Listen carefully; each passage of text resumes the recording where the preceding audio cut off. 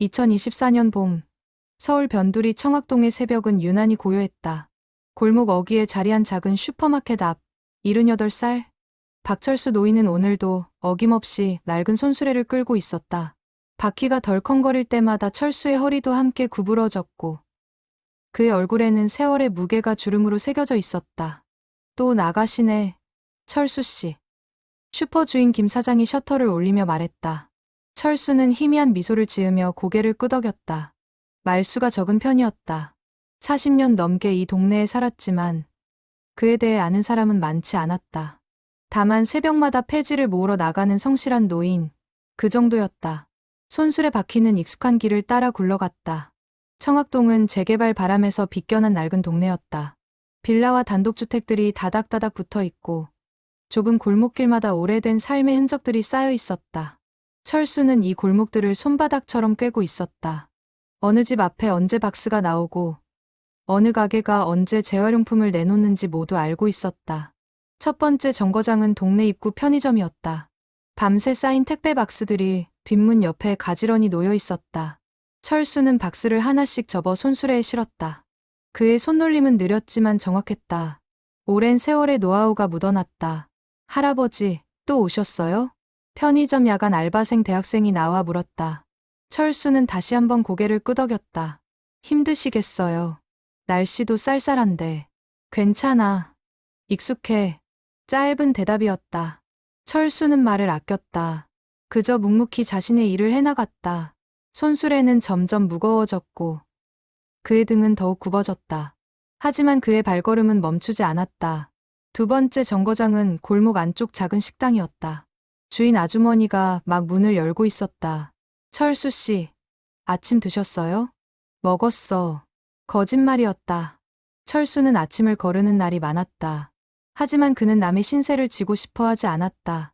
식당 뒤편에 쌓인 음료수 박스와 신문지를 정리했다. 손수레는 이제 가득 차기 시작했다. 시간은 흘러 아침 8시가 되었다. 철수는 동네를 한 바퀴 돌고 재활용 수거장으로 향했다. 수거장 아저씨는 그를 보자마자 저울을 준비했다. 오늘도 많이 모으셨네요. 응. 폐지 무게를 재고 돈을 받았다. 15,000원. 하루 품값치고는 적었다. 하지만 철수는 불평하지 않았다. 그는 이 돈을 조심스럽게 주머니 깊숙이 넣었다. 집으로 돌아가는 길, 철수는 골목 어귀 떡볶이 가게 앞을 지나쳤다. 학교 가는 아이들이 군것질을 하고 있었다. 교복을 입은 여학생 하나가 그의 눈에 들어왔다. 낡은 운동화, 색 발행 가방. 철수는 잠시 걸음을 멈추고 그 아이를 바라보았다. 무언가 생각에 잠긴 듯한 표정이었다. 집에 도착한 철수는 좁은 방 한쪽 구석에 놓인 낡은 서랍장을 열었다. 그 안에는 얇은 공책 한 권이 있었다. 공책을 펼치자 빼곡한 글씨들이 나타났다. 이름, 날짜, 금액. 그는 오늘의 수입 15,000원을 적었다. 그리고 공책을 다시 조심스럽게 서랍 깊숙이 넣었다. 철수는 창밖을 바라보았다. 봄 햇살이 좁은 골목 사이로 비쳐 들어왔다. 그의 얼굴에 잠깐 평화로운 미소가 스쳤다. 누구도 모르는 비밀. 그것은 그의 가슴속 깊이 자리하고 있었다. 오후가 되자 철수는 다시 손수레를 끌고 나갔다. 오전에 미처 다 돌지 못한 골목들이 남아 있었다. 그의 하루는 언제나 이랬다. 새벽부터 저녁까지 쉬지 않고 폐지를 모았다. 비가 오나 눈이 오나 그는 나갔다. 사람들은 그를 성실하다고 말했지만 그 이상은 알지 못했다. 동네 사람들에게 철수는 그저 폐지 줍는 노인일 뿐이었다. 가끔 인사를 나누고 가끔 안부를 물었지만 그뿐이었다. 그가 어떤 과거를 가졌는지, 어떤 삶을 살아왔는지, 그리고 무엇을 위해 이 일을 하는지 아무도 몰랐다. 저녁 무렵, 철수는 작은 국밥집에 들렀다. 5,000원짜리 국밥 한 그릇이 그의 저녁이었다. 주인 할머니는 늘 그보다 조금 더 많이 담아주었지만 철수는 모르는 척했다. 그는 천천히 밥을 먹었다. 허겁지겁 먹지 않았다. 마치 이 한 끼를 음미하듯이. 철수 씨, 건강은 괜찮으세요? 응, 괜찮아. 짧은 대화였다. 철수는 금방 자리에서 일어나 계산을 했다. 그리고 다시 골목길로 사라졌다. 밤이 되었다.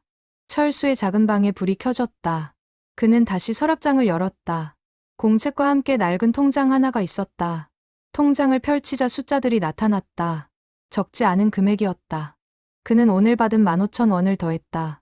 그리고 조심스럽게 통장을 다시 서랍에 넣었다.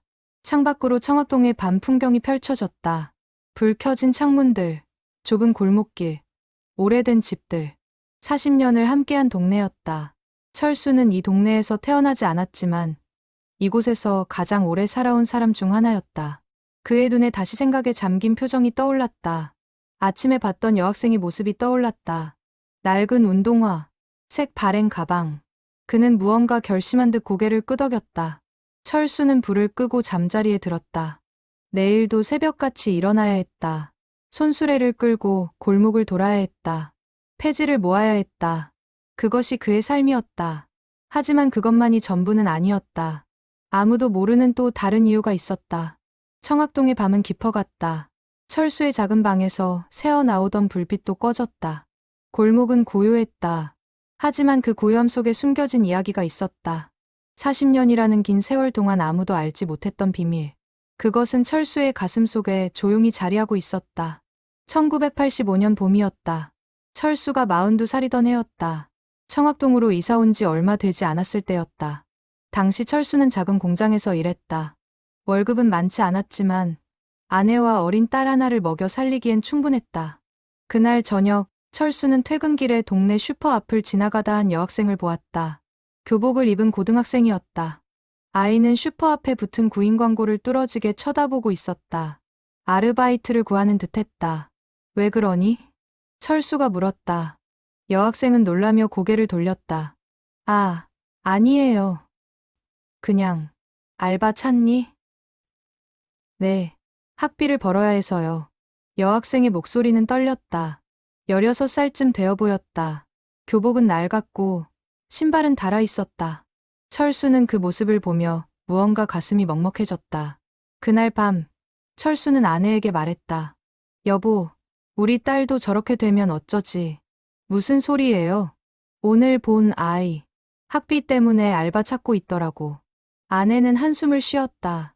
그들도 형편이 넉넉하지 않았다. 하지만 철수는 며칠 동안 그 여학생 생각을 떨쳐버릴 수 없었다. 그리고 마침내 결심했다. 내가 돕고 싶어. 무슨 돈으로요? 내가 야간에 일을 더 하면 돼. 철수는 낮에는 공장에서 일하고 저녁에는 폐지를 모으기 시작했다. 처음에는 서툴렀다. 어디에 폐지가 많은지도 몰랐다. 하지만 시간이 지나며 요령이 생겼다. 한 달에 10만 원 정도를 모을 수 있었다. 그리고 어느 날 철수는 동사무소를 찾아갔다. 장학금을 주고 싶은데 어떻게 하면 되나요? 장학금이요. 본인이 직접요? 네. 근데 익명으로 하고 싶어요. 동사무소 직원은 의아했지만 철수의 간절함의 방법을 알려주었다. 학교를 통해서 하면 된다고. 그렇게 첫 번째 장학금이 전달되었다. 그날 본 여학생에게 5만 원. 당시로선 적지 않은 돈이었다. 철수는 그날 밤 집에 돌아와 작은 공책에 기록했다. 1985년 5월 청학고등학교 5만 원. 그렇게 시작되었다. 철수의 익명 기부가. 아무도 모르는 선행이. 시간이 흘렀다. 1987년 철수는 또 다른 아이를 도왔다. 중학생 남자아이였다. 아버지를 일찍 여의고 어머니 혼자 가족을 부양하는 집이었다. 철수는 3개월에 한 번씩 10만 원을 보냈다. 역시 익명으로. 1990년 철수가 돕는 학생은 3명이 되었다. 폐지 줍는 시간은 더 길어졌다. 새벽 4시에 나가 저녁 8시에 들어왔다. 공장 일도 계속했다. 몸은 힘들었지만 철수의 마음은 가벼웠다. 아빠, 왜 그렇게 열심히 일해요? 딸이 물었다. 응, 그냥 우리 딸 키워야지. 철수는 웃으며 대답했다. 진짜 이유는 말하지 않았다. 아내도 딸도 그의 비밀을 몰랐다. 1995년 철수가 52살이 되던 해였다.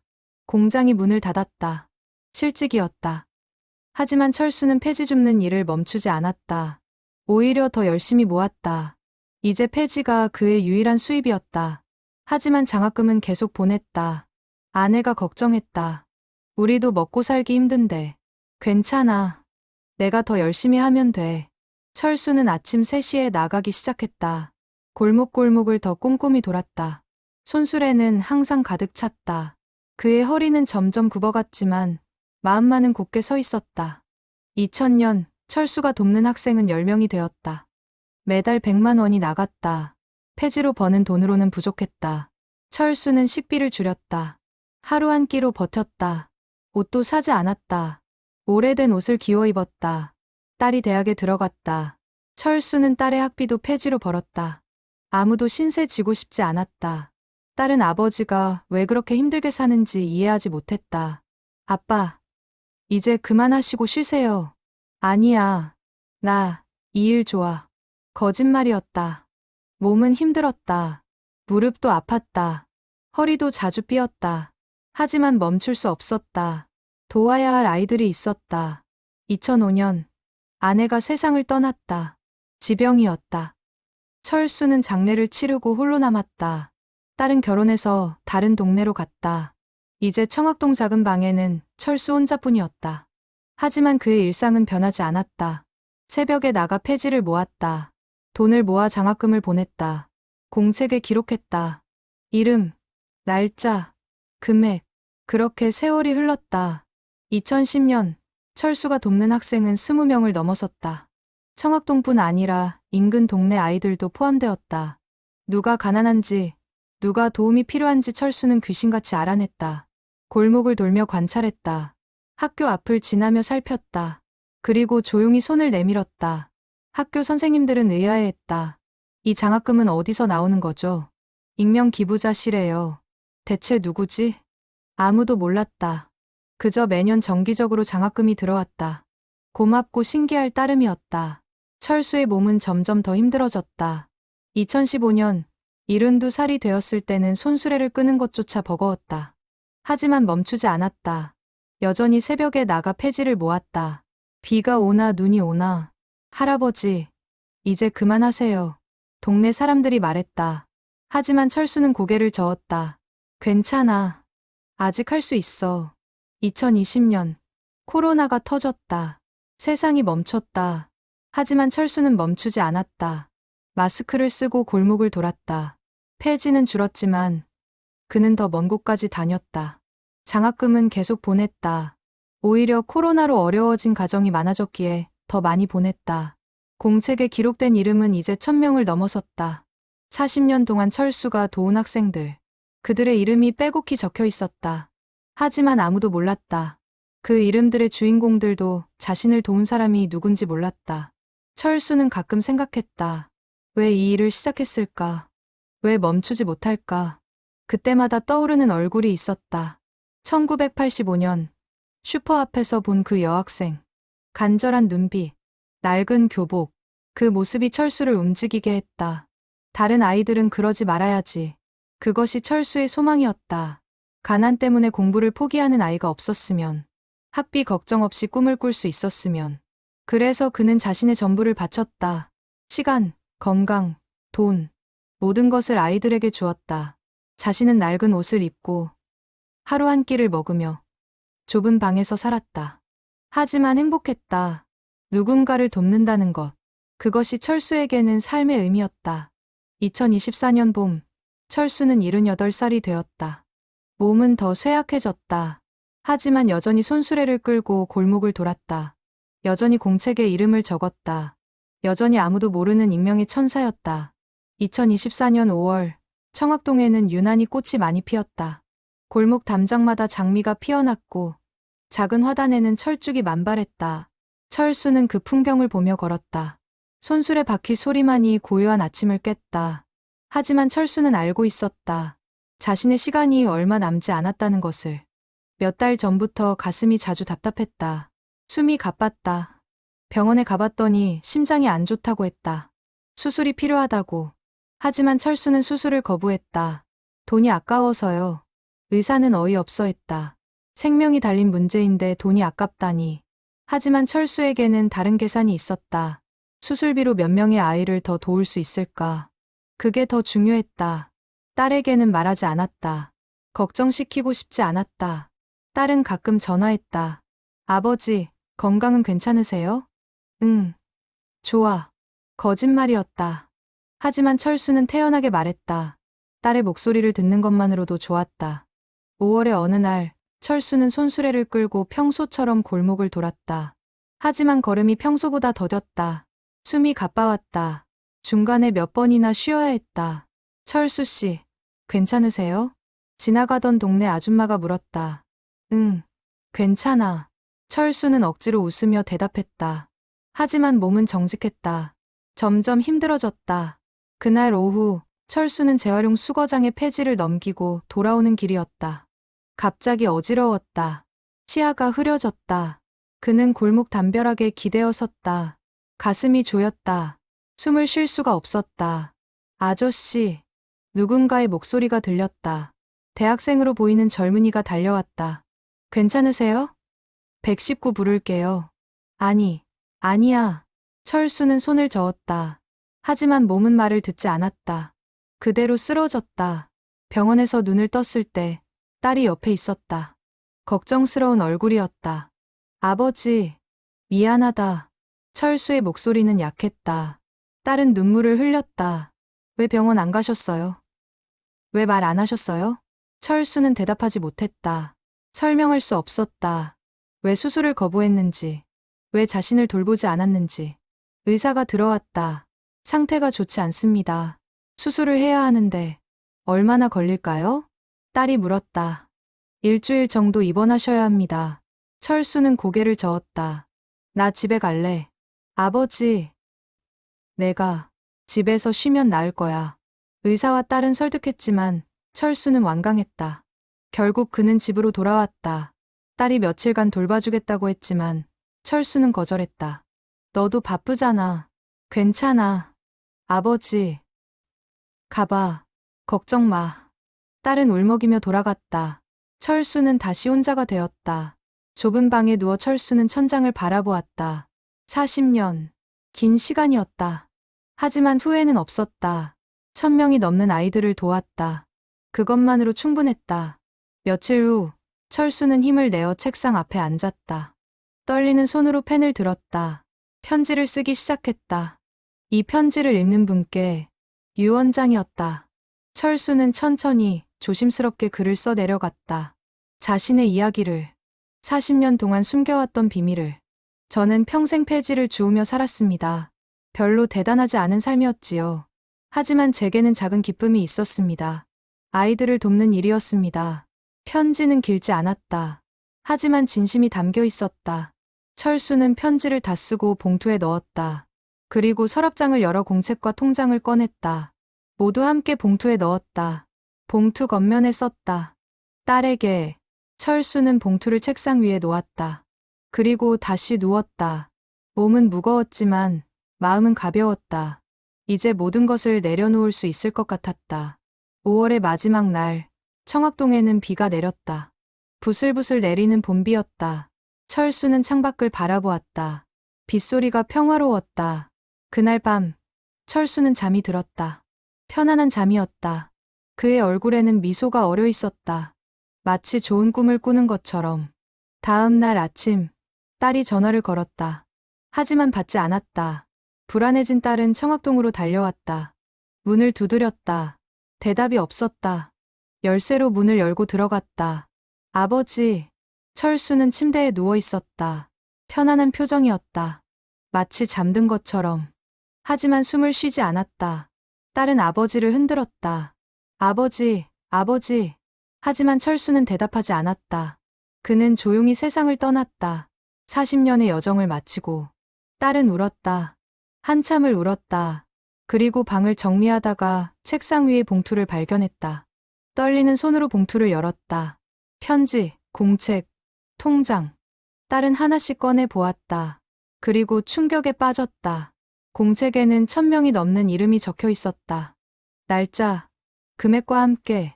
통장에는 몇십만 원이 남아 있었다. 모두 장학금을 위해 모은 돈이었다. 딸은 편지를 읽기 시작했다. 아버지의 손글씨였다. 떨리는 글씨였지만 또렷했다. 40년 동안 나는 1000명이 넘는 아이들을 도왔다. 많은 돈은 아니었지만 내가 할 수 있는 전부였다. 아무도 몰랐으면 했다. 도움은 조용히 주는 것이 맞다고 생각했다. 딸은 울면서 편지를 읽었다. 아버지가 왜 그렇게 가난하게 살았는지, 왜 자신을 돌보지 않았는지 이제야 알 것 같았다. 미안하다. 딸아. 너에게 더 좋은 아버지가 되지 못해서. 하지만 후회는 없다. 내 삶은 행복했다. 편지의 마지막 문장이었다.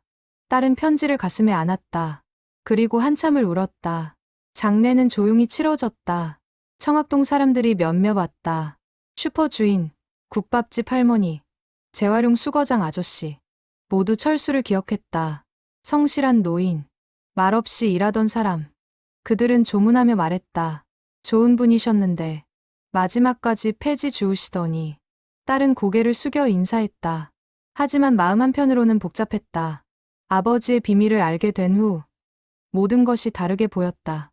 이 동네, 이 골목, 이 사람들 모두 아버지의 삶과 연결되어 있었다. 장례를 치르고 며칠 후 딸은 아버지의 방을 정리했다. 낡은 옷가지들, 해진 신발들, 오래된 이불 모두 세월의 흔적이 묻어 있었다. 딸은 하나하나 만지며 눈물을 흘렸다. 서랍장을 정리하다 또 다른 공책을 발견했다. 펼쳐보니 주소록이었다. 학교 이름과 주소가 적혀 있었다. 청학초등학교, 청학중학교, 청학고등학교, 그리고 인근 지역 학교들까지. 딸은 결심했다. 아버지의 이야기를 알려야겠다고, 숨기지 말아야겠다고. 40년 동안 아무도 몰랐던 선행. 이제는 세상에 알려줘야 했다. 다음 날, 딸은 청학고등학교를 찾아갔다. 교장실에서 교장 선생님을 만났다. 무슨 일로 오셨나요? 제 아버지에 관한 이야기입니다. 딸은 공책과 편지를 꺼냈다. 그리고 아버지의 이야기를 들려주었다. 40년간 익명으로 장학금을 준 이야기. 폐지를 주우며 아이들을 도운 이야기. 교장 선생님은 믿을 수 없다는 표정이었다. 정말 그 익명 기부자가 박철수 씨였다는 말씀인가요? 네. 우리 학교에만 수십 년간 매년 장학금이 들어왔는데 교장 선생님은 공책을 펼쳐보았다. 빼곡한 이름들, 날짜들, 금액들 모두 진실이었다. 놀랍습니다. 정말 교장 선생님의 목소리가 떨렸다. 그리고 즉시 학교 홈페이지에 공지를 올렸다. 동문회에도 연락했다. 언론에도 알렸다. 다음 날 기자들이 몰려왔다. 딸은 카메라 앞에서 아버지의 이야기를 했다. 떨리는 목소리로. 하지만 또렷하게. 아버지는 평생 폐지를 주우셨습니다. 하루 벌이가 10,000원에서 20,000원이었습니다. 그런데 그 돈으로 40년간 1,000명이 넘는 아이들을 도우셨습니다. 기자들은 놀랐다. 사진 기자는 공책을 촬영했다. 빼곡한 기록들. 40년의 증거. 왜 아무에게도 말씀하지 않으신 걸까요? 기자가 물었다. 아버지는 편지에 이렇게 쓰셨습니다. 도움은 조용히 주는 것이 맞다고. 딸의 눈에 눈물이 맺혔다. 기자들도 숙연해졌다. 그날 저녁, 뉴스에 철수의 이야기가 나갔다. 40년간 익명으로 1,000명에게 장학금을 준 폐지 줍는 할아버지. 제목만으로도 사람들의 심금을 울렸다. 방송이 나가자 반응이 폭발적이었다. 인터넷 댓글창에는 감동의 메시지가 쏟아졌다. 진짜 영웅은 이런 분입니다. 눈물이 멈추지 않아요. 이런 분이 계셨다니. 청학동 주민들도 충격에 빠졌다. 40년을 함께 살았지만 아무도 몰랐던 비밀. 슈퍼 주인 김 사장은 말했다. 그저 성실한 분인 줄만 알았지. 이런 일을 하고 계셨다니. 국밥집 할머니는 눈물을 흘렸다. 내가 국밥을 더 많이 줬어야 했는데 그분이 얼마나 힘드셨을까. 재활용 수거장 아저씨는 후회했다. 폐지 값을 더 쳐드릴 걸. 그 돈이 모두 아이들한테 갔다니. 동네 사람들은 자책했다. 왜 몰랐을까? 왜 도와드리지 못했을까? 며칠 후 청학고등학교에서 추모식이 열렸다. 체육관은 사람들로 가득 찼다. 학생들, 선생님들, 학부모들, 그리고 철수에게 장학금을 받았던 졸업생들도 왔다. 한 중년 남성이 무대에 올라갔다. 떨리는 목소리로 말했다. 저는 1987년에 이 학교를 다녔습니다. 당시 아버지를 여의고 가정 형편이 어려웠습니다. 그때 익명의 장학금을 받았습니다. 그 돈으로 학업을 이어갈 수 있었습니다. 남성의 목소리가 울먹였다. 평생 궁금했습니다. 누가 저를 도와주셨는지. 그리고 오늘 알게 되었습니다. 폐지 줍는 할아버지셨다는 것을. 남성은 울음을 터뜨렸다. 체육관 안의 사람들도 함께 울었다. 또 다른 사람이 올라왔다. 여성이었다. 그녀도 1990년대에 장학금을 받았다고 했다. 저는 지금 교사입니다. 그때 받은 도움을 잊지 않았습니다. 그래서 교사가 되었습니다. 저도 누군가를 돕고 싶었습니다. 1명, 2명. 계속해서 사람들이 무대에 올라왔다. 철수에게 장학금을 받았던 사람들. 그들은 각자의 이야기를 했다. 어떻게 도움을 받았는지, 그 도움이 어떻게 삶을 바꿨는지. 저는 의사가 되었습니다. 저는 간호사가 되었습니다. 저는 선생님이 되었습니다. 1000명이 넘는 사람들. 그들은 모두 철수의 도움을 받았다. 그리고 각자의 자리에서 제 역할을 하고 있었다. 철수의 선행은 이렇게 퍼져나갔다. 추모식이 끝난 후 학교는 결정했다. 철수를 기리기 위한 장학기금을 만들기로. 사람들이 자발적으로 기부했다. 1000만 원, 2천만 원. 금액은 계속 늘어났다. 한 달 만에 1억 원이 모였다. 모두 철수의 뜻을 이어가고 싶어 했다. 조용히, 묵묵히, 아이들을 돕는 일. 딸은 기금 전달식에 참석했다. 교장 선생님이 말했다. 박철수 선생님의 정신을 이어가겠습니다. 이 기금으로 매년 아이들을 돕겠습니다. 딸은 고개를 숙여 인사했다. 아버지가 자랑스러웠다. 평생 가난하게 살았지만 가장 부유한 삶을 사신 분. 그것이 아버지였다. 언론 보도는 계속되었다. 전국적으로 철수의 이야기가 알려졌다. 사람들은 감동했다. SNS에는 철수의 사진과 이야기가 퍼졌다. 해시태그가 만들어졌다. 샵 진짜영웅 샵 익명이천사 샵 폐지 할아버지. 한 방송사에서는 특집 다큐멘터리를 제작했다. 철수의 삶을 추적했다. 그가 다녔던 골목들, 그가 만났던 사람들, 그가 도왔던 아이들. 모두 카메라에 담았다. 다큐멘터리가 방영되자 시청률이 폭발했다. 사람들은 철수의 이야기에 울었다. 댓글창은 감동의 메시지로 가득 찼다. 이런 분이 진짜 어른입니다. 우리 사회에 희망이 있습니다. 저도 뭔가 해야겠어요. 철수의 이야기는 사람들에게 영감을 주었다. 작은 선행이라도 시작하게 만들었다. 누군가는 이웃을 도왔다. 누군가는 기부를 시작했다. 누군가는 봉사활동에 나섰다. 철수는 세상을 떠났지만 그의 정신은 살아있었다. 그리고 계속 퍼져나갔다. 마치 잔잔한 파문처럼. 철수의 이야기가 알려진 후 청학동에는 변화가 일어났다. 작은 골목 어귀에 추모비가 세워졌다. 검소한 비석이었지만 의미는 컸다. 박철수 선생님을 기리며 40년간 1000명의 아이들에게 희망을 준 분. 비석 앞에는 항상 꽃이 놓여 있었다. 동네 사람들이, 졸업생들이, 지나가는 사람들이 꽃을 바쳤다. 작은 국화 한 송이, 장미 한 다발. 그것만으로도 충분했다. 어느 날, 한 노부부가 비석 앞에 섰다. 할머니가 꽃을 놓으며 말했다. 고맙습니다, 선생님. 우리 아들이 선생님 덕분에 공부했습니다. 할아버지도 고개를 숙였다. 그들의 아들은 1995년에 장학금을 받았다. 지금은 회사원이 되어 가족을 부양하고 있었다. 추모비 앞에는 방명록이 놓였다. 사람들이 메시지를 남겼다. 감사의 말들이 빼곡했다. 선생님, 저는 2003년에 도움을 받았습니다. 지금 교사가 되었습니다. 선생님처럼 아이들을 돕겠습니다.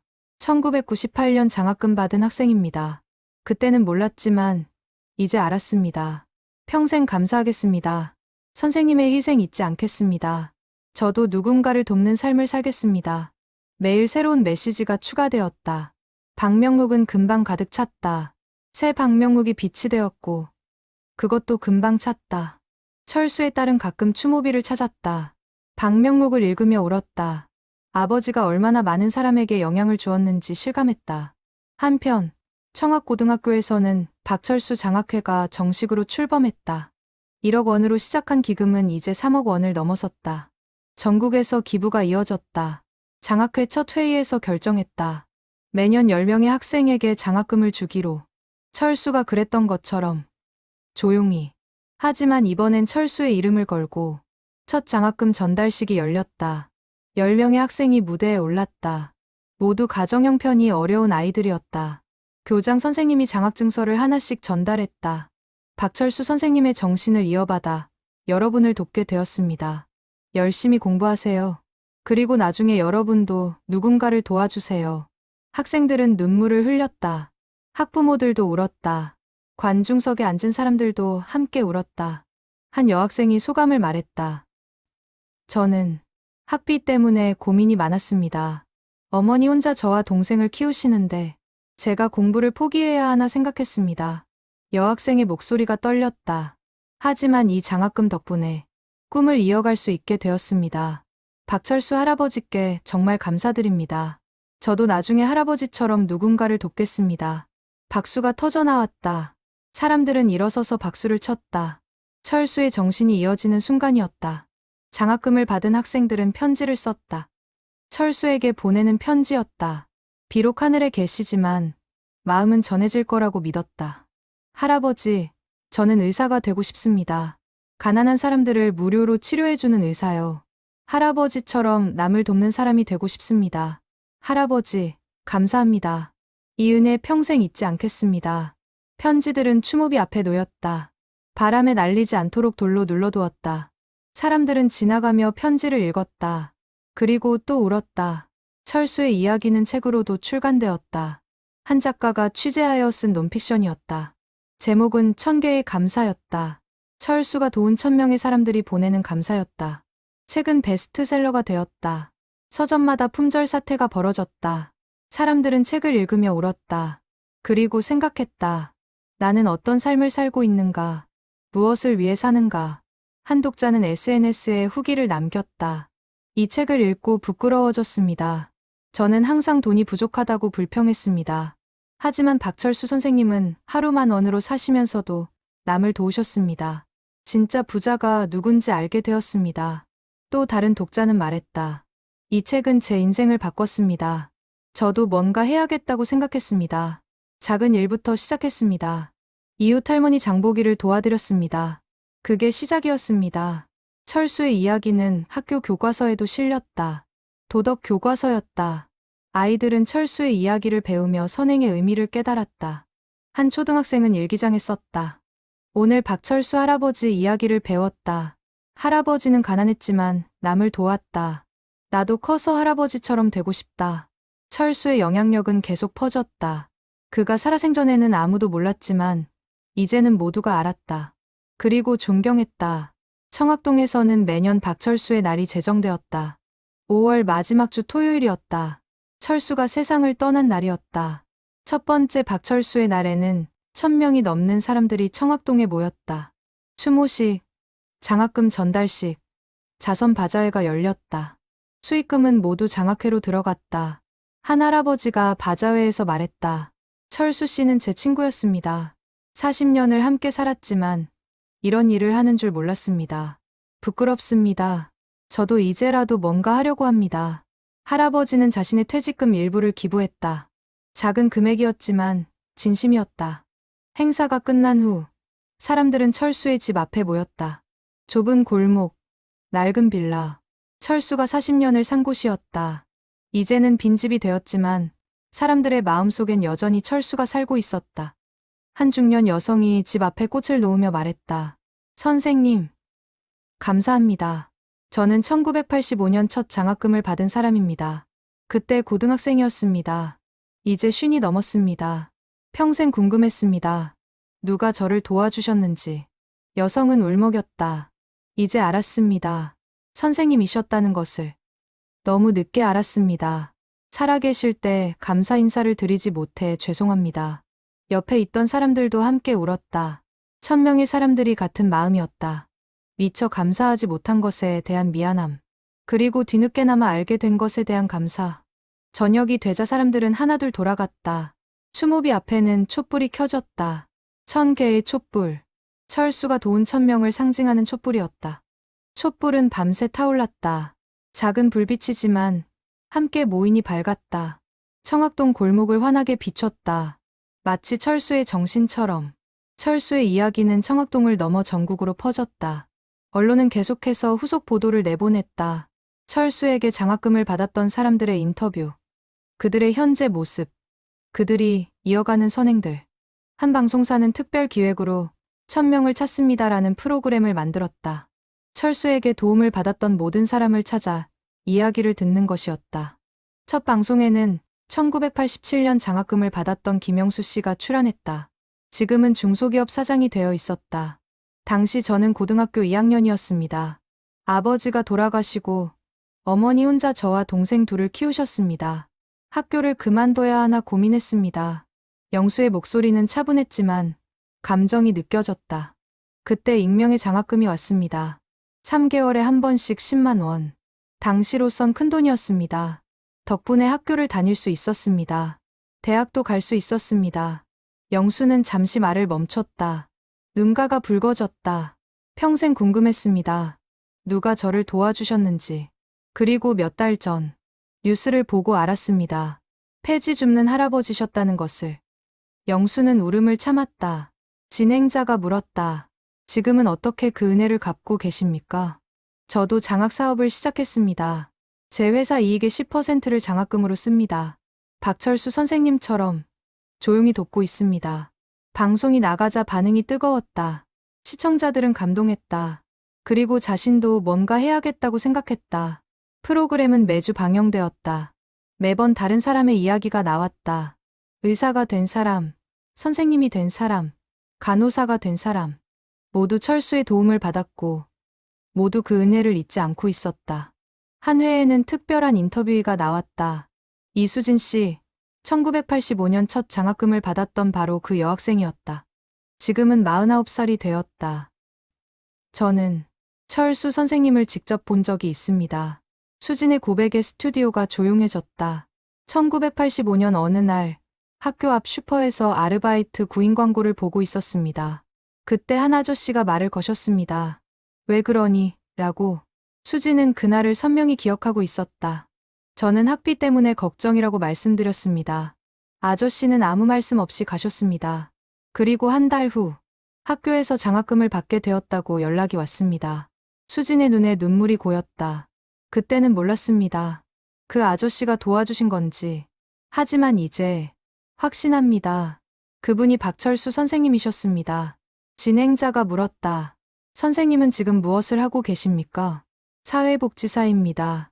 가난한 아이들을 돕는 일을 합니다. 그날의 그 감동을 잊을 수 없어서 저도 누군가의 희망이 되고 싶었습니다. 방송이 끝난 후 수진에게 연락이 쏟아졌다.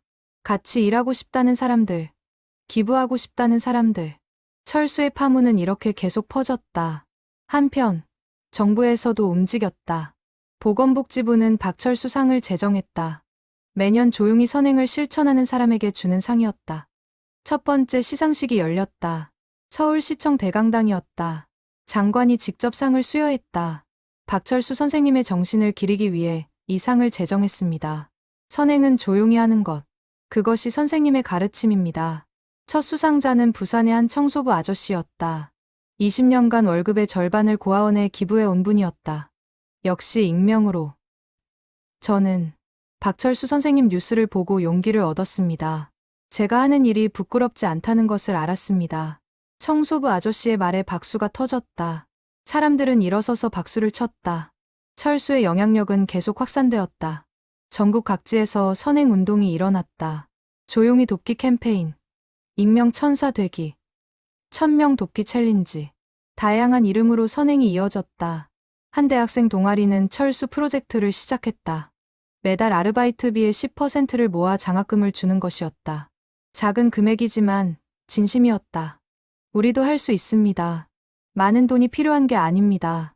작은 정성이면 됩니다. 동아리 회장의 말이었다. 이 활동은 다른 대학으로도 퍼졌다. 전국 50여 개 대학에서 비슷한 프로젝트가 시작되었다. 기업들도 동참했다.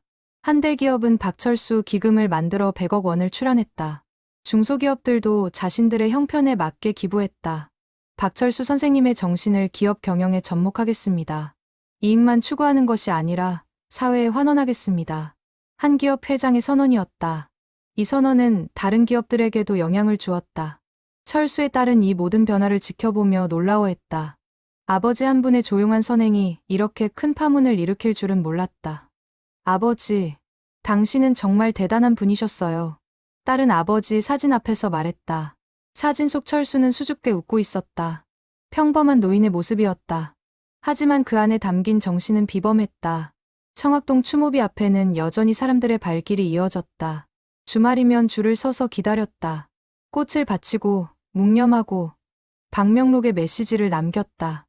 선생님, 저도 오늘부터 시작합니다.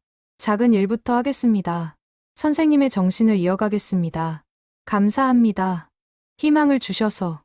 메시지들은 끝없이 이어졌다. 방명록은 이제 100권을 넘어섰다. 모두 감사와 다짐의 글들이었다. 한 초등학교에서는 박철수 어린이상을 만들었다. 조용히 선행을 실천하는 어린이에게 주는 상이었다. 첫 수상자는 1년 동안 용돈을 모아 불우이웃을 도운 학생이었다.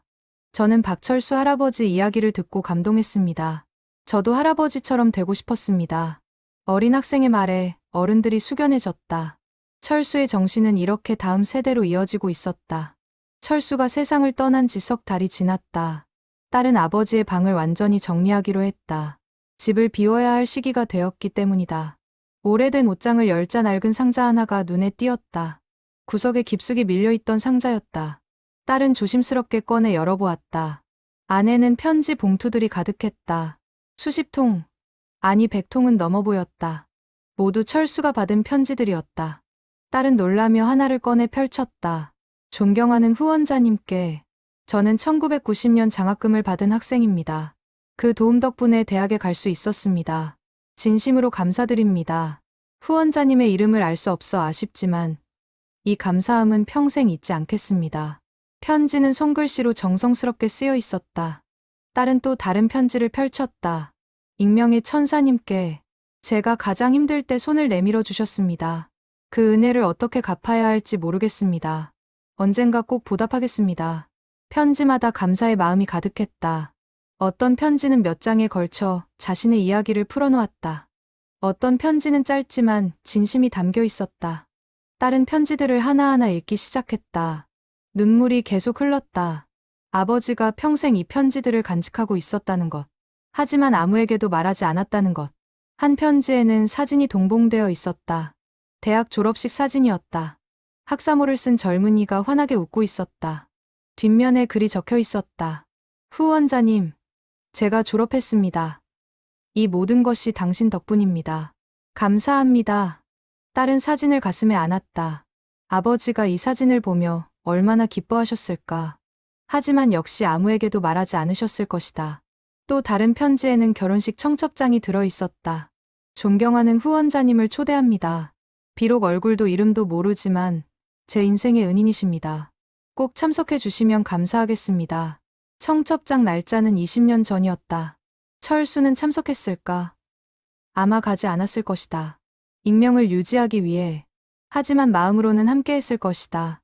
편지 중에는 특별한 것도 있었다. 아주 오래된 편지였다. 1985년에 쓰인 편지. 바로 첫 번째 장학금을 받은 학생의 편지였다.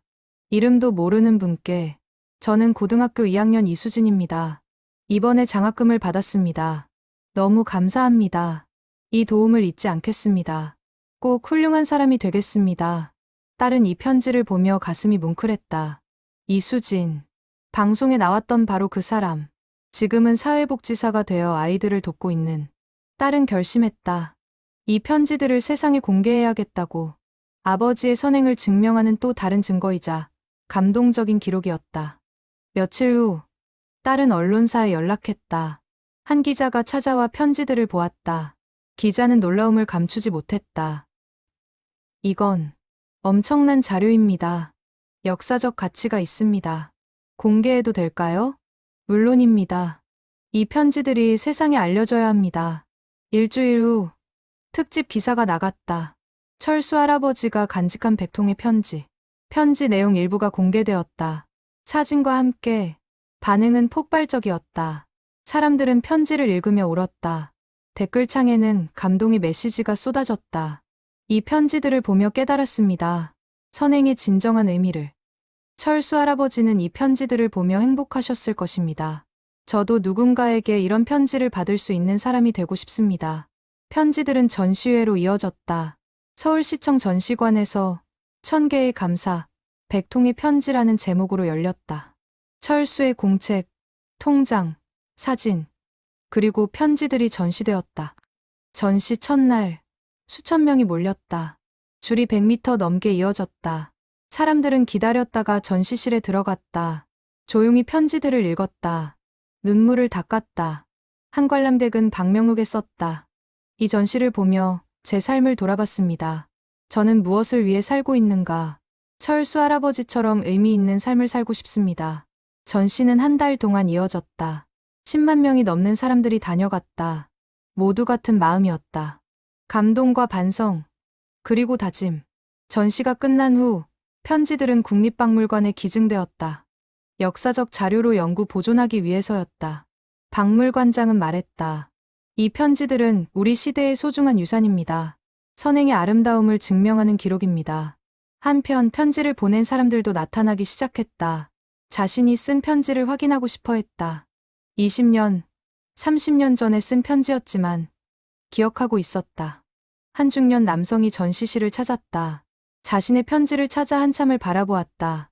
제가 25년 전에 쓴 편지입니다. 그때의 감사함이 아직도 생생합니다. 남성은 울먹였다. 철수 할아버지께서 이 편지를 간직하고 계셨다니. 정말 감사하고 죄송합니다. 살아계실 때 직접 감사 인사를 드리지 못해서. 이런 사연은 계속 이어졌다. 편지를 보낸 사람들이 하나둘 나타났다. 그들은 모두 같은 감정을 느꼈다. 감사와 미안함. 딸은 이들을 만나며 위로를 얻었다. 아버지의 선행이 헛되지 않았다는 것을. 아버지가 도운 사람들이 모두 훌륭하게 성장했다는 것을. 아버지, 자랑스러우세요? 당신이 도운 아이들이 모두 멋진 어른이 되었어요. 딸은 아버지 사진 앞에서 말했다. 사진 속 철수는 여전히 수줍게 웃고 있었다. 마치 괜찮다고 말하는 것처럼. 철수가 세상을 떠난 지 1년이 지났다. 2025년 5월 두 번째 박철수의 날 행사가 열렸다. 작년보다 더 많은 사람들이 청학동을 찾았다. 추모비 앞에는 꽃다발이 산더미처럼 쌓였다. 흰 국화, 노란 장미, 붉은 카네이션, 각양각색의 꽃들이 철수를 기렸다. 행사는 추모식으로 시작되었다. 청학고등학교 체육관에서 열렸다. 1000석 규모의 체육관이 가득 찼다. 서서 참석하는 사람들도 많았다. 교장 선생님이 단상에 올라 말했다. 박철수 선생님이 떠나신 지 1년이 되었습니다. 하지만 선생님의 정신은 여전히 우리와 함께합니다.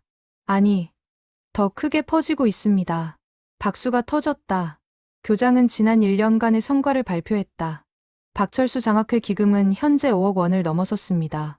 전국에서 기부가 이어지고 있습니다. 그 돈으로 올해 100명의 학생에게 장학금을 주었습니다. 다시 박수가 터졌다. 사람들은 일어서서 박수를 쳤다. 또한 전국 20여 개 학교에서 비슷한 장학회가 만들어졌습니다. 모두 박철수 선생님의 이름을 걸고 있습니다. 선생님의 정신이 전국으로 퍼지고 있습니다. 체육관은 감동의 물결로 출렁였다. 사람들은 울었다. 기뻐서 울었다. 한 사람의 선행이 이렇게 큰 변화를 만들어낸 것에 대한 감격이었다. 이어서 장학금 전달식이 있었다. 올해는 특별히 박철수 특별장학금이 신설되었다. 가장 어려운 형편의 학생 10명에게 전액 장학금을 주는 것이었다. 첫 번째 수혜자가 무대에 올랐다. 고등학생 여학생이었다. 떨리는 목소리로 말했다. 저는 한부모 가정에서 자랐습니다. 어머니 혼자 저와 남동생을 키우십니다. 학비가 걱정되어 아르바이트를 하려 했습니다. 여학생의 눈에 눈물이 고였다. 하지만 이 장학금 덕분에 공부에만 집중할 수 있게 되었습니다. 박철수 할아버지께 정말 감사드립니다. 저도 나중에 할아버지처럼 누군가를 돕겠습니다. 체육관은 박수 소리로 가득 찼다. 10명의 학생이 차례로 소감을 말했다.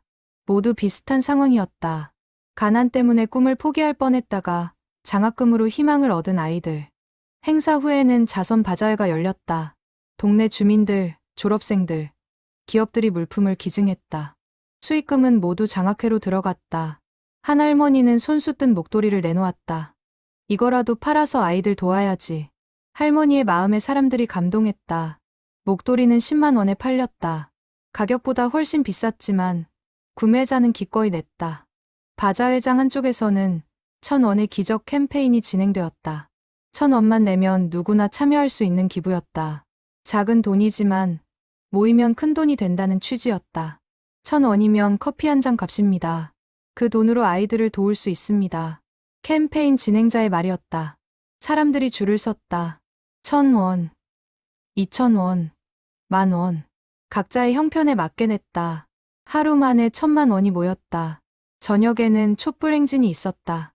추모비에서 시작해 청학동 골목을 한 바퀴 도는 코스였다. 1,000명이 넘는 사람들이 촛불을 들고 걸었다. 철수 선생님, 감사합니다.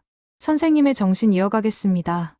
사람들의 목소리가 골목에 울려 퍼졌다. 촛불은 작은 불빛이었지만 1,000개가 모이니 밝았다. 청학동 밤하늘을 환하게 비췄다. 행진이 끝난 후 사람들은 추모비 앞에 모였다. 조용히 묵념했다. 각자의 마음속으로 철수에게 말을 건넸다. 선생님, 잊지 않겠습니다. 선생님처럼 살겠습니다. 감사합니다. 밤이 깊어갔지만 추모비 앞은 여전히 사람들로 붐볐다. 꽃을 바치고 절을 하고 사진을 찍었다. 철수는 이제 청학동의 상징이 되었다. 한편 전국적으로 철수의 정신을 이어가는 움직임이 계속되었다. 부산에서는 박철수 집짓기 운동이 시작되었다. 가난한 사람들에게 집을 지어주는 운동이었다. 철수 선생님은 아이들에게 교육을 지원하셨습니다. 우리는 사람들에게 집을 지어주겠습니다. 운동 발기인의 말이었다. 첫 번째 집이 완성되었다. 조그만 집이었지만 한 가족에게는 세상이었다. 대구에서는 박철수 무료급식소가 문을 열었다. 가난한 노인들에게 무료로 식사를 제공하는 곳이었다. 하루 100명이 넘는 노인들이 찾았다. 철수 선생님은 평생 하루 한 끼로 사셨다고 들었습니다. 우리는 어르신들이 세 끼 드실 수 있도록 돕겠습니다. 급식소 운영자의 다짐이었다. 광주에서는 박철수 의료봉사단이 만들어졌다. 의사, 간호사들이 자원봉사로 무료 진료를 하는 것이었다. 매주 토요일, 가난한 동네를 찾아가 진료했다. 철수 선생님은 자신의 건강을 돌보지 않으셨습니다. 우리는 가난한 분들의 건강을 돌보겠습니다. 봉사단장의 말이었다. 전국 각지에서 철수의 이름을 건 선행단체들이 만들어졌다. 모두 다른 방식이었지만 같은 정신이었다. 조용히, 묵묵히, 남을 돕는 것. 철수에 따른 이 소식들을 들으며 감격했다. 아버지, 당신의 정신이 전국으로 퍼지고 있어요. 수천 명, 수만 명이 당신을 따르고 있어요. 딸은 아버지 영정 앞에서 말했다. 영정 속 철수는 여전히 수줍은 미소를 짓고 있었다. 하지만 그 미소에는 평화가 담겨 있었다. 1년이라는 시간 동안 많은 것이 변했다. 철수는 떠났지만 그의 정신은 살아 숨쉬고 있었다. 아니, 더욱 크게 자라고 있었다. 마치 작은 씨앗이 큰 나무로 자라듯이. 철수가 세상을 떠난 지 2년이 지났다. 2026년 봄, 청학고등학교에서는 특별한 행사가 열렸다. 1,000명의 고백이라는 제목의 간담회였다. 철수에게 장학금을 받았던 사람들이 모두 모이는 자리였다. 공책에 기록된 1,000명이 넘는 사람들. 그들을 모두 찾아 초대했다. 물론 모두가 올 수는 없었다. 연락이 닿지 않는 사람도 있었고, 외국에 있는 사람도 있었다. 하지만 600명이 넘는 사람들이 참석했다. 체육관은 북적였다. 나이도 다양했다. 50대부터 20대까지. 모두 철수의 도움을 받은 사람들이었다. 행사는 한 사람의 고백으로 시작되었다. 첫 번째 장학금을 받았던 이수진 씨였다. 지금은 51살이 되었다. 저는 1985년 16살 때 처음 도움을 받았습니다. 수진의 목소리는 차분했다. 당시 아버지가 안 계셨고 어머니가 혼자 저와 동생을 키우셨습니다. 학비가 없어 학교를 그만둘 뻔했습니다. 수진은 잠시 말을 멈췄다. 40년 전의 기억이 떠올랐다. 그때 익명의 장학금을 받았습니다. 5만 원. 그 돈으로 학교를 다닐 수 있었습니다. 평생 궁금했습니다. 누가 저를 도와주셨는지. 수진의 눈에 눈물이 고였다.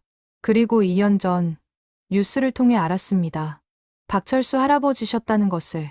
폐지 줍는 할아버지가 저를 도와주셨다는 것을. 수진은 울음을 참지 못했다.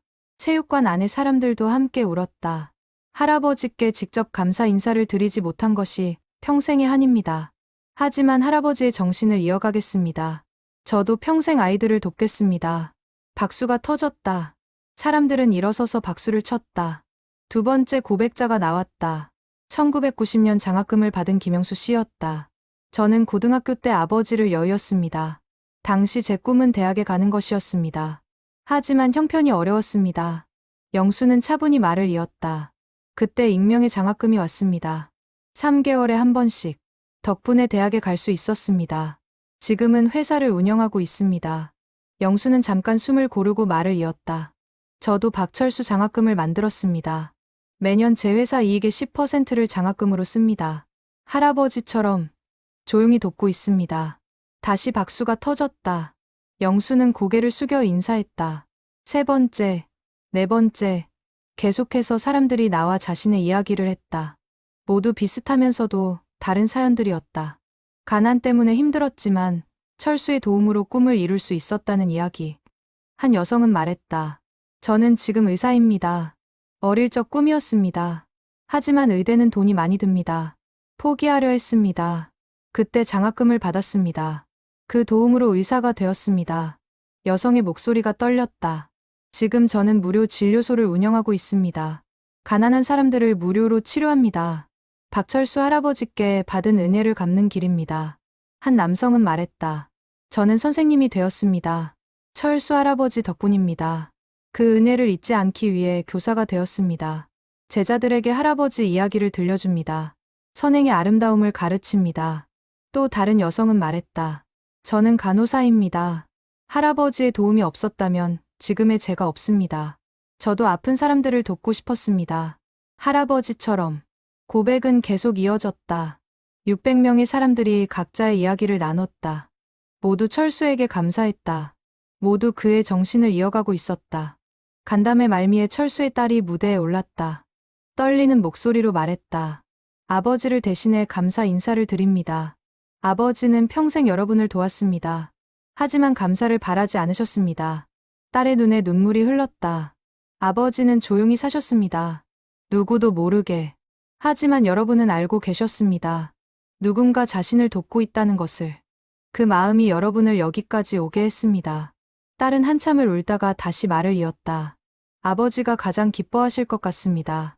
여러분 모두가 훌륭하게 성장하신 것을. 그리고 다른 사람을 돕고 계신 것을. 아버지의 꿈이 이루어진 것입니다. 체육관은 울음바다가 되었다. 600명이 함께 울었다. 감사와 그리움, 다짐이 뒤섞인 눈물이었다. 간담회가 끝난 후 사람들은 추모비로 향했다. 줄을 서서 꽃을 바쳤다. 묵념했다. 박명욱의 메시지를 남겼다. 할아버지, 감사합니다. 평생 잊지 않겠습니다. 할아버지 덕분에 지금의 제가 있습니다. 할아버지의 정신 이어가겠습니다. 메시지는 끝없이 이어졌다. 600명의 고백이 박명록에 담겼다. 그날 저녁, 청학동 골목에는 특별한 풍경이 펼쳐졌다. 600개의 등불이 켜졌다. 사람들이 하나씩 들고 있었다. 작은 불빛들이 골목을 밝혔다. 1000명을 밝힌 할아버지. 우리가 그 빛을 이어가겠습니다. 한 사람이 말했다. 모두가 고개를 끄덕였다.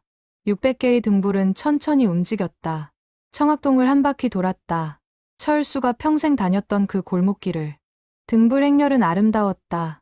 작은 불빛들이 모여 큰 강을 이뤘다. 빛의 강, 희망의 강. 그것은 철수가 만든 기적이었다. 행렬이 끝난 후 사람들은 하나둘 흩어졌다. 각자의 집으로, 각자의 삶으로 돌아갔다. 하지만 마음속엔 같은 다짐이 있었다. 철수의 정신을 이어가겠다는 40년. 그것은 한 사람의 인생에서 결코 짧지 않은 시간이다. 박철수는 그 긴 세월 동안 단 한 가지 일을 했다. 아이들을 돕는 것. 조용히, 묵묵히, 아무도 모르게. 그의 하루는 언제나 똑같았다. 새벽 3시에 일어나 손수레를 끌고 나갔다. 골목골목을 돌며 폐지를 주었다. 비가 오나 눈이 오나 멈추지 않았다. 하루 벌이는 많지 않았다. 10,000원에서 20,000원 사이. 그 돈으로 자신의 끼니를 해결하고 남는 돈은 모두 저축했다. 장학금을 위해.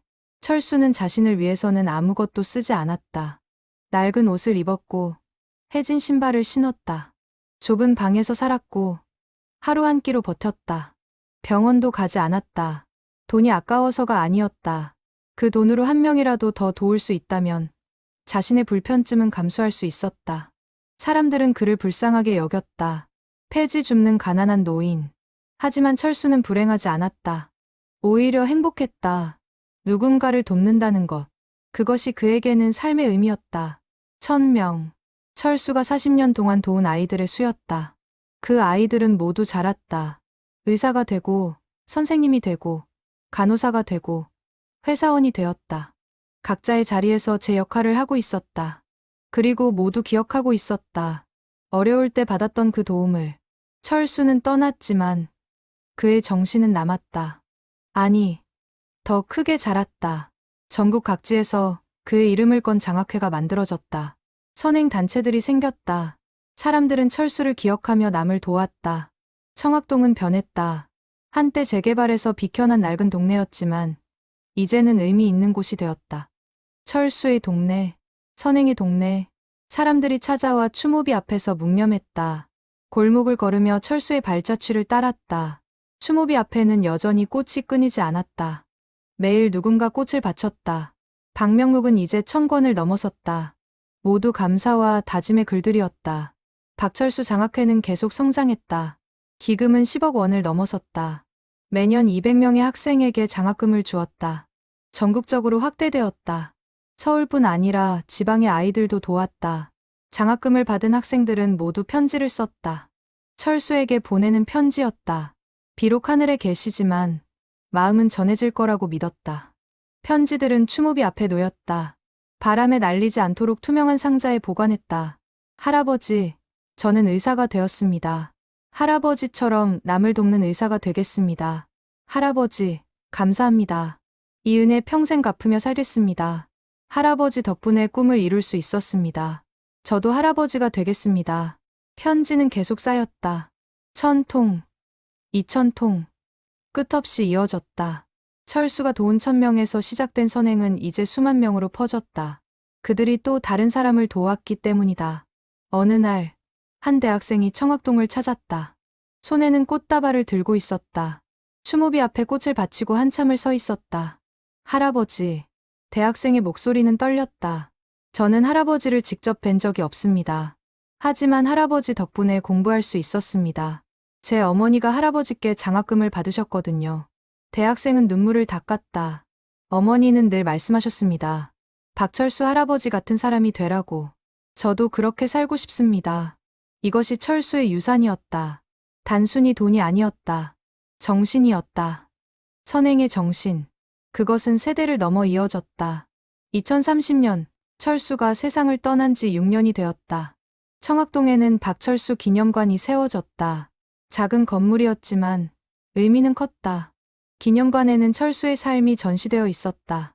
낡은 손수레, 해진 옷, 공책, 통장, 편지들. 모두 철수의 흔적이었다. 개관식에는 수천 명이 참석했다. 철수에게 도움을 받은 사람들, 그들의 자녀들, 그리고 철수의 정신에 감동받은 사람들. 모두 한마음이었다. 기념관장은 철수의 딸이었다. 그녀는 아버지의 정신을 기리는 일에 남은 인생을 바치기로 했다. 아버지는 평생 조용히 사셨습니다. 하지만 아버지의 삶은 결코 작지 않았습니다. 1000명을 도왔고 그 1000명이 또 수만 명을 도왔습니다. 아버지의 선행은 이렇게 끝없이 퍼져나가고 있습니다. 딸의 말에 사람들은 고개를 끄덕였다. 모두 같은 생각이었다. 기념관은 교육의 장이 되었다. 학생들이 단체로 견학을 왔다. 철수의 삶을 배우며 선행의 의미를 깨달았다. 어른들도 찾아왔다. 삶을 돌아보며 반성하고 다짐했다. 박철수 할아버지처럼 살고 싶습니다. 방명록에는 이런 글들이 가득했다. 철수는 죽었지만 그의 영향력은 살아있었다. 아니, 더 커지고 있었다. 세월이 더 흘렀다. 2040년, 철수가 세상을 떠난 지 16년이 되었다. 청학동은 이제 선행의 동네로 유명해졌다. 전국에서, 세계에서 사람들이 찾아왔다. 철수의 정신을 배우기 위해. 추모비는 더 커졌다. 작은 공원이 조성되었다.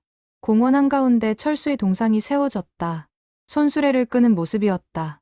평범한 노인의 모습. 하지만 그 안에 담긴 정신은 비범했다.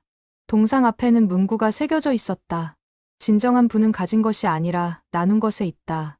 박철수. 철수가 남긴 말은 아니었다. 하지만 그의 삶을 가장 잘 표현하는 말이었다. 사람들은 이 문구를 읽으며 고개를 끄덕였다. 밤이 되면 공원에는 조명이 켜졌다. 부드러운 빛이 동상을 비췄다. 철수는 여전히 손수레를 끌고 있었다. 영원히 멈추지 않을 것처럼. 그 빛은 청학동을 넘어 세상을 비췄다. 40년 동안 한 사람이 만든 작은 불빛. 그것은 이제 수많은 사람들의 마음의 불을 밝혔다. 선행의 빛, 희망의 빛, 사랑의 빛. 박철수. 평생 폐지를 주운 가난한 노인. 하지만 그는 이 시대의 진정한 영웅이었다. 돈이 많아서가 아니었다. 권력이 있어서도 아니었다. 그저 남을 사랑했기 때문이었다. 조용히, 묵묵히, 평생을. 그의 정신은 영원히 남을 것이다. 사람들의 기억 속에, 마음 속에, 행동 속에. 철수는 떠났지만 그가 밝힌 빛은 꺼지지 않는다. 1000개의 촛불로 시작된 빛. 그것은 이제 수만 개, 수십만 개로 퍼져나갔다. 청학동 밤하늘에 별이 반짝인다. 수많은 별들. 그 중 하나가 유난히 밝게 빛난다. 사람들은 말한다. 저것이 박철수 별이라고. 하늘에서도 우리를 지켜보고 계신다고. 별빛은 영원하다. 철수의 정신도 영원하다. 그것은 시간이 지나도 빛바래지 않는다. 오히려 더 밝게 빛난다. 사람들의 마음속에서, 그리고 이 세상 곳곳에서 40년 만에 밝혀진 비밀. 그것은 단순한 비밀이 아니었다. 인류의 증명이었다. 한 사람이 세상을 바꿀 수 있다는 증명이었다. 돈이나 권력이 아닌 사랑으로. 박철수의 이야기는 끝나지 않았다. 아니, 이제 시작일 뿐이다. 그가 심은 씨앗은 계속 자라고 있다. 큰 나무가 되어 그늘을 만들고 열매를 맺고 다시 씨앗을 퍼뜨린다. 끝없이, 영원히.